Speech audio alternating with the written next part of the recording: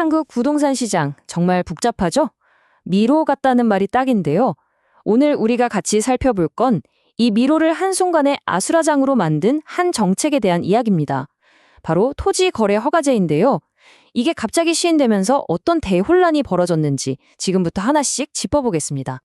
한번 상상해 보세요. 내가 살 집을 옮기려는데 나라의 허락을 받아야 한다면요? 좀 황당하게 들리시죠? 그런데 이게 실제로 벌어졌습니다.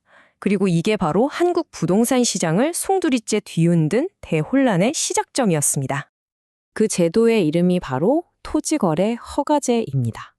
이게 뭐냐면요. 정부가 여기는 투기가 너무 심하다 하고 콕 찍은 지역에서 집을 사려면 먼저 정부의 승인을 받아야 한다는 거예요. 투기를 막겠다는 취지 자체는 좋았다고 할 수 있겠죠. 자, 그럼 첫 번째 파트입니다. 이 모든 혼란은 도대체 어떻게 시작됐을까요? 바로 이 규제가 정말 갑작스럽게 그리고 아주 광범위하게 시행됐기 때문인데요. 이 숫자 좀 보세요. 천천만? 이게 뭘 의미하냐면요. 무려 1,300만 명이나 되는 사람들이 사는 동네가 정말 하루아침에 아무런 예고도 없이 이 강력한 규제구역으로 묶여버렸다는 겁니다. 정말 어마어마한 규모죠? 정부의 목표는 분명했습니다. 막 들끓는 주택시장을 좀 식히겠다, 안정시키겠다는 거였죠.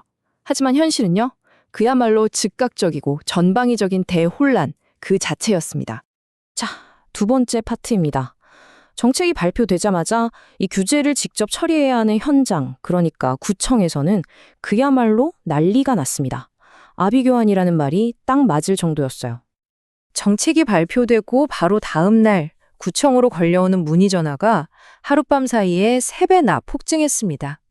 공무원들은 정말 쉴 새 없이 울려대는 전화벨 소리에 속수무책으로 당할 수밖에 없었죠.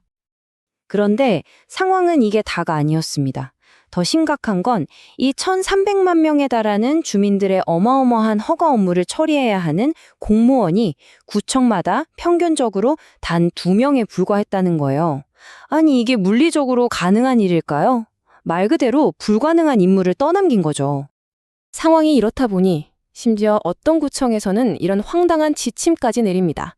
이 동네에 꼭 살아야 하는 이유를 객관적으로 증명하세요. 이걸 들은 시민들 입장에선 기가 막힐 노릇이죠. 아니, 내가 내 돈 주고 이사 가겠다는데 왜 여기서 살 자격까지 증명해야 하냐면서 분통을 터뜨릴 수밖에요. 혼란은 정말 걷잡을 수 없이 커졌습니다. 중앙정부에서 내놓은 지침은 애매모호하고 이걸 받아든 지자체는 우왕좌왕하고 결국 비난이 빗발치니까 정부가 뒤늦게 그게 아니고요 하면서 수습에 나섰죠.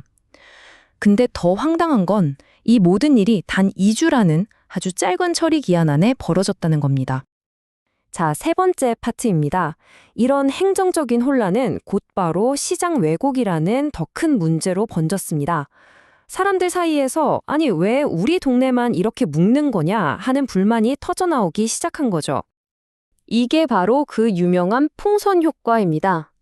풍선 한쪽을 꾹 누르면 다른 쪽이 불룩 튀어나오잖아요. 똑같았어요. 규제로 묶인 지역의 거래는 꽁꽁 얼어붙었는데 그 바로 옆에 있던 비규제 지역, 예를 들면 구리나 동탄 같은 곳의 집값은 갑자기 막 치솟기 시작한 겁니다. 왜냐고요? 저 동네도 곧 규제 들어올지 모른다 하면서 사람들이 서둘러 집을 사려고 몰려들었기 때문이죠. 주민들 입장에선 당연히 불만이 나올 수밖에 없었습니다. 집값 상승 기준에도 미치지 못하는 동네가 엉뚱하게 규제 지역으로 묶이는가 하면 심지어 정부가 옛날 통계를 가지고 이런 결정을 내렸다는 비판까지 나왔어요. 여기에다 기간마다 서로 다른 소리를 해대니 혼란은 정말 극에 달했죠. 네 번째 파트입니다. 그런데 사실 이 모든 혼란 속에서 가장 큰 피해를 본 사람들은 따로 있었습니다. 바로 전세 대란이라는 폭풍의 한가운데로 내몰린 임차인들, 바로 세입자들이었습니다.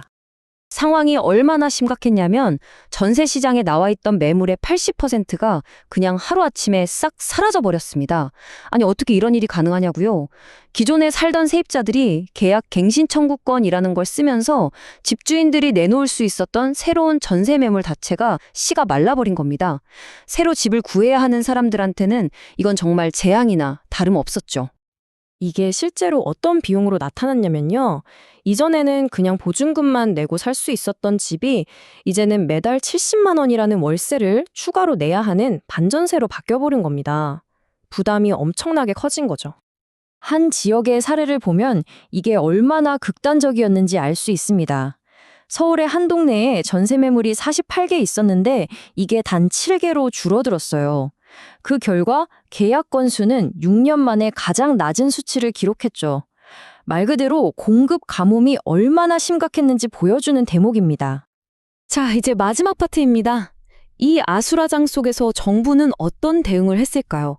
그리고 이 혼란을 틈타 새로운 기회를 본 사람들은 또 누구였을까요? 정부는 뒤늦게 부동산 감독 추진단이라는 특별팀까지 만들면서 아주 강력한 대응에 나섭니다. 6억 원이 넘는 주택 거래는 자금 출처를 하나도 빠짐없이 다 들여다보고 심지어 인터넷 카페 같은 온라인 커뮤니티에서 우리 아파트 얼마 밑으로는 팔지 맙시다 하는 식의 가격 담합 행위까지 감시하기 시작했죠. 그런데 여기서 아주 흥미로운 변화가 하나 나타납니다.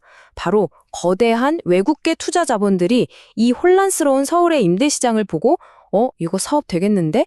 하면서 임대주택 사업에 뛰어들기 시작한 거예요. 이건 앞으로 우리 시장에 개인 집주인이 아니라 거대한 기업형 임대인이 더 많아질 수 있다는 하나의 신호탄이기도 했습니다. 자, 이 모든 과정을 돌아보면 결국 이런 질문이 남는 것 같습니다. 분명 좋은 의도로 시작한 정책이었을 텐데 이게 예상치 못한 재앙을 불러왔을 때 그 진짜 대가는, 그 진짜 비용은 과연 누가 치르게 되는 걸까요?